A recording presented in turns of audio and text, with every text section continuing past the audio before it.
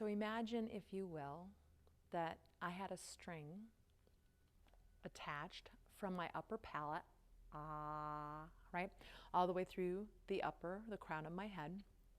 And I pulled that upper palate a little bit up and back.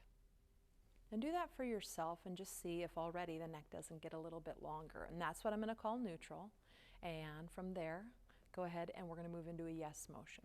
So let your chin just gently move down to the chest a little bit. Don't go extreme with that, and don't round the upper back. Keep your spine neutral from your C7 down, right? And then I'm going to reach the crown of my head up and back as I lift my chin up a little bit. So I try to keep extension in my neck. And there's your motion, a little bit down and a little bit up. And don't move fast with this stuff. When we move fast, we tend to engage what are called the gross muscles or the bigger muscles, right? So we would just want to move slow and try to keep this as minimal muscular action as possible, I'll say. And then come back to center. Imagine that upper palate, that string pulling up and back, find that.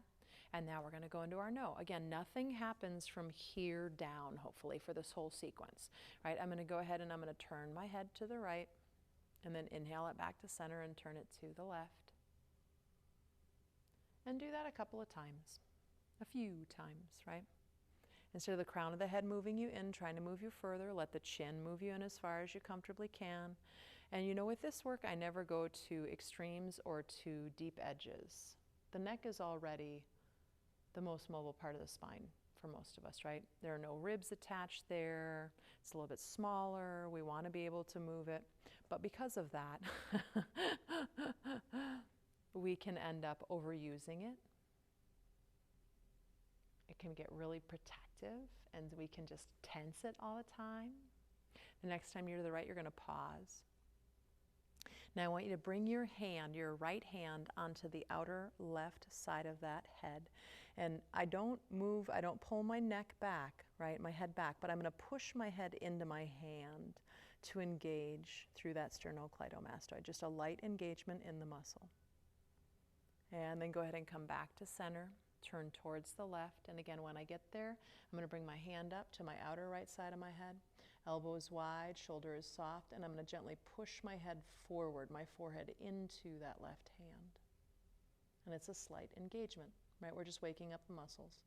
Let that go, bring the hand down, come back through center. Find your upper palate moving up and back, neutral, ears over shoulders, over hips, over heels. Let the right ear move towards the right shoulder. And inhale up slowly, mindfully. Don't just whoop the head in and out, right? Bring your awareness fully here. That's the motion. I'm not moving my shoulders up to my ears, hopefully. I'm not leaning my spine to one side, right? We're isolating in the cervical spine. Cervical is a fancy way to say neck. The next time I'm over to the right, I'm going to pause. My nose is forward. I bring my right hand to the outside of my left head, and I soften my shoulder. And again, I don't pull down, I push my head up into my hands. Please don't pull down. Doing those motions, those yanking on the muscles and the head, you know, you do that enough times and it can start to cause some damage. Go ahead and bring that back up. Let your left ear move towards your left shoulder. Bring the left hand up and push the head up into the hand, head up into the hand. Scalenes.